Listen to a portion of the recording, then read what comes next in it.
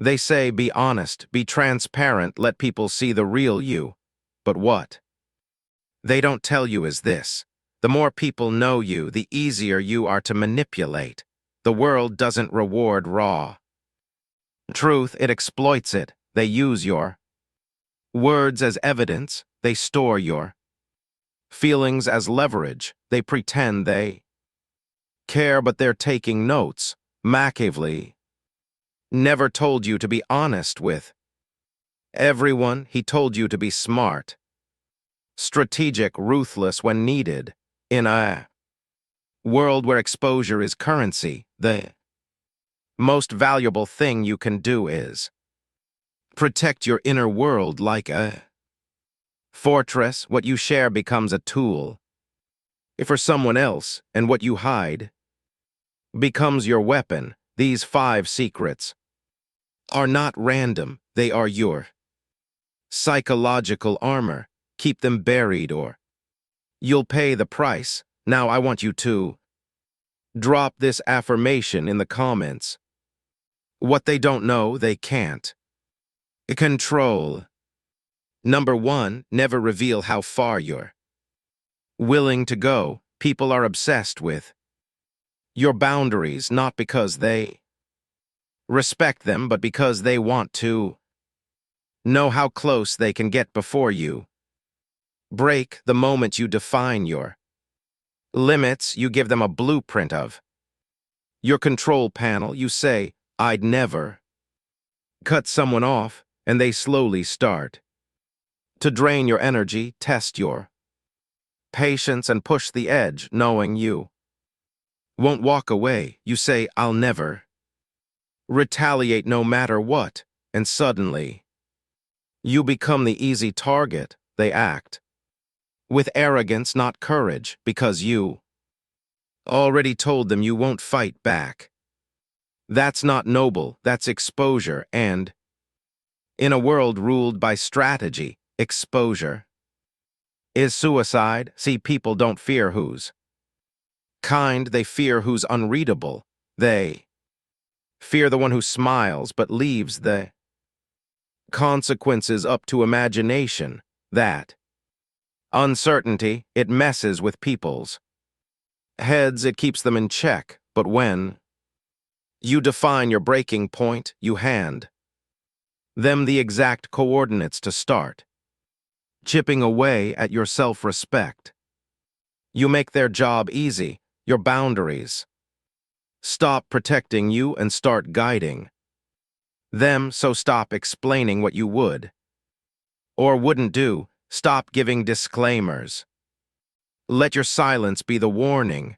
Let your unpredictability be the answer.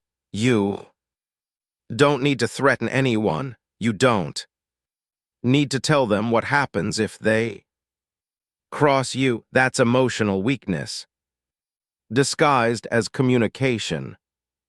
Real power is when they think twice before disrespecting you, not because you've made a scene before, but because they have no idea what you're capable of. That's the kind of fear that keeps people cautious, not terror. Uncertainty, the kind that keeps their actions clean. Not because they respect you, but because they fear making the wrong move. Fear of consequences they can't see is more paralyzing than 1,000 angry speeches.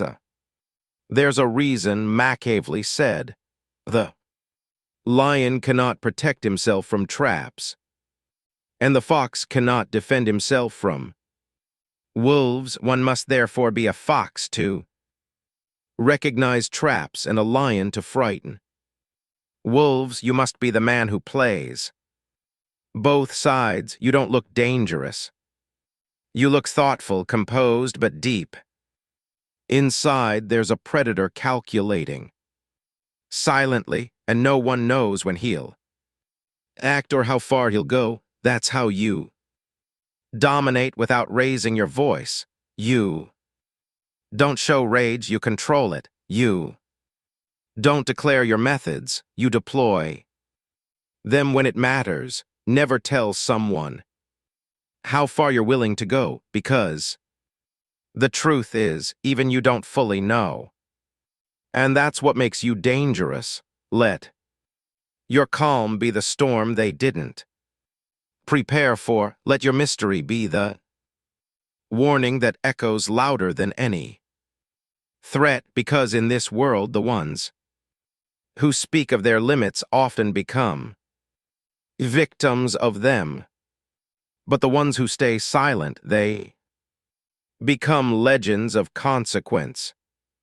Number 2, never reveal who influences you. There's a reason people ask you who inspires you. It seems like innocent curiosity, but it's not.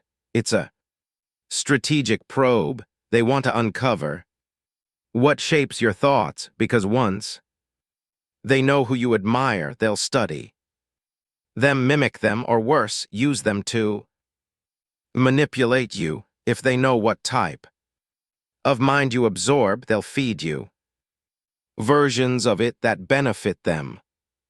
They'll twist the voice in your head into something they control. The moment you say, "This person shaped my thinking," you become easier to predict. They start watching your next move, expecting it to mirror someone else's. And if you fall out of line, they criticize you by comparing you to the person you once praised. But your idol would never do that. They'll say, suddenly your individuality is chained to someone else's shadow. That's how influence becomes a cage if you expose it. But when you keep that door locked, when no one knows who whispers in your ear, you become a mystery they can't decode.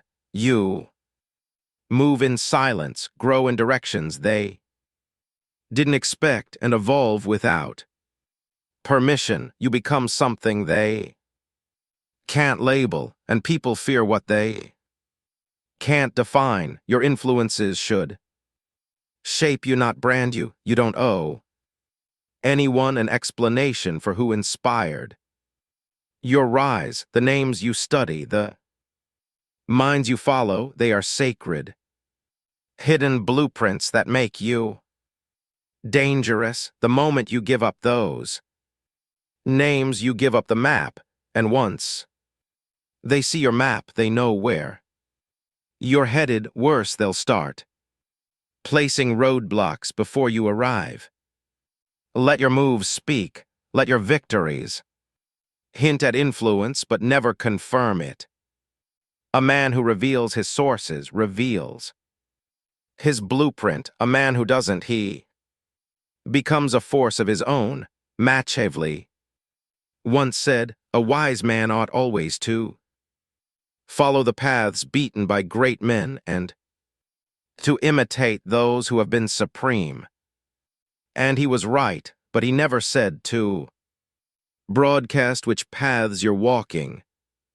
That's where most people fail. They confuse influence with identity, and when their idols fall, so do they. You can learn from everyone and still belong to no one. That's real power. Quiet influence absorbed in silence, applied without credit. That way, if you're ever questioned, you don't owe answers. You become the original. You become the source. And here's the truth: most people never learn. Once they can name your influences, they can imitate your power, but if they can't trace your roots, they can't replicate your tree.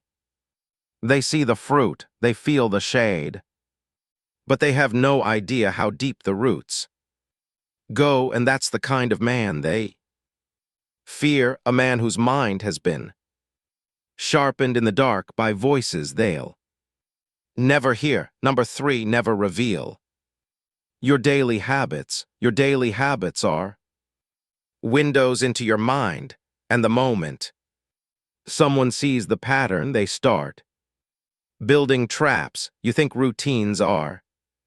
Harmless, a sign of discipline, proof. That you're focused, but discipline, when exposed, becomes a road map, and road maps are made to be followed. Intercepted or hijacked, the more visible your structure is, the easier it is for people to manipulate you. You post that you run every morning at 6:00. Now they know exactly where you'll be. And when you're mentally locked into routine, you always check your phone. Late at night, now they wait until you're tired to send messages that provoke, distract, or manipulate the very structure you built to become. Stronger turns into a script they can exploit. That's not efficiency, that's vulnerability disguised as consistency. Understand this. Predictability is a weakness, especially in a world where attention is currency and distraction is a weapon. When people know your rhythm, they'll sync with it, not to support you, but to sabotage you. They'll call when you're most available. They'll argue when you're most tired. They'll show up when your guard is down, not because they're smart, but because you gave them the code. There's a reason. Shadows exist, movement without pattern, activity without trace. Your habits should be private. Your schedule should be unpredictable. You can be consistent without being obvious. Wake early today. Sleep late tomorrow. Train in silence. Respond when it's least expected. Move like static, always active, never readable. Let them try to track you and fail. Let your absence feel calculated. Let your silence feel strategic. Power comes from not being found in the same place twice. When people can't predict you, they can't prepare for you. They start guessing. They lose timing. They miscalculate, and every miscalculation they make is an advantage you gain. Machiavelli once said, "The wise man does at once what the fool does." Finally, the fool sticks to his routine out of comfort. The wise man adapts before the routine becomes a cage, because the moment others see your pattern, they stop seeing a person. They see a machine, and machines can be hacked. Erase the trail, break the rhythm, eat at 6 today, skip it tomorrow, show up unannounced, leave without warning. Make your timing your weapon. Make your inconsistency their frustration.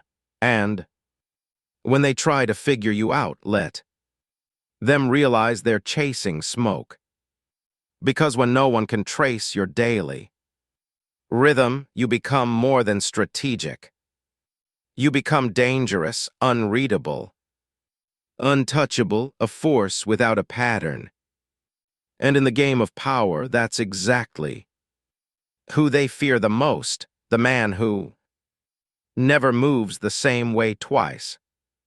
Number 4, never reveal what you've forgiven. People love to tell you that forgiveness makes you noble, that letting go makes you stronger, but the world doesn't operate on noble ideals.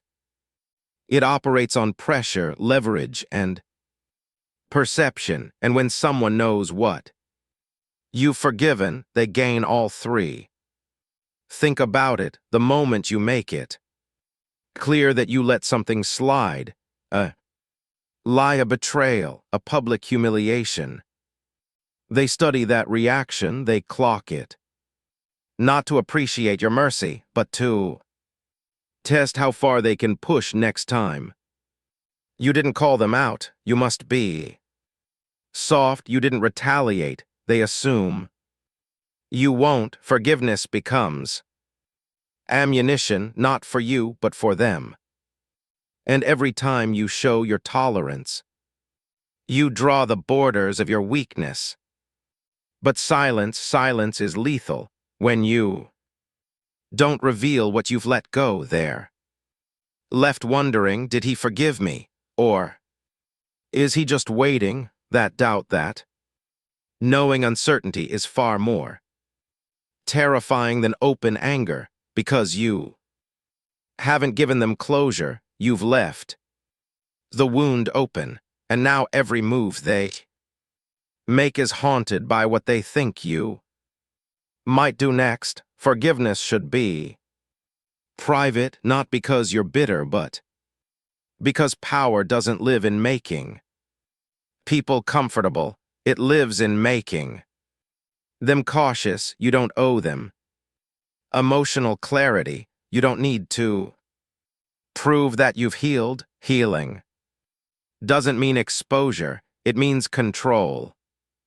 And control means never giving away the state of your internal battlefield. Let them believe you've moved on. Let them laugh thinking you've forgotten. Meanwhile, you've adjusted your approach, shifted your proximity. Watch them from a new angle. The enemy who thinks he's safe is the easiest one to neutralize, not because he's weak, but because he's off guard. Machiavelli once said injuries must be inflicted all at once so that their ill's savor may be lessened by their being tasted, but once. Forgiveness in this world is the mirror image of that injury, but if you expose your forgiveness too early, if you speak it, you soften the memory of the offense, and when offenses lose their sting, they get repeated. Let the people around you live with that quiet tension. Did he let it go, or is he just biding his time? That's how you become untouchable. You don't react with noise. You don't explain, you just adjust, and when the time is right, you act, not out of revenge but precision, not emotionally but surgically. Forgive internally, strategize externally. Never mix the two, because once they know your threshold for betrayal, they'll start walking right up to the edge. But if you hide that threshold completely, no one dares approach it. Uncertainty is control, silence is pressure, and a man who forgives without speaking it aloud, he becomes a storm they can't predict, reckoning they never see coming. Number 5, never reveal what you're still healing from. Pain is human. We all carry it, some from childhood, some from betrayal, some from battles no one else will ever understand. But in a world driven by control, manipulation, and silent warfare, pain isn't just pain, it's intel.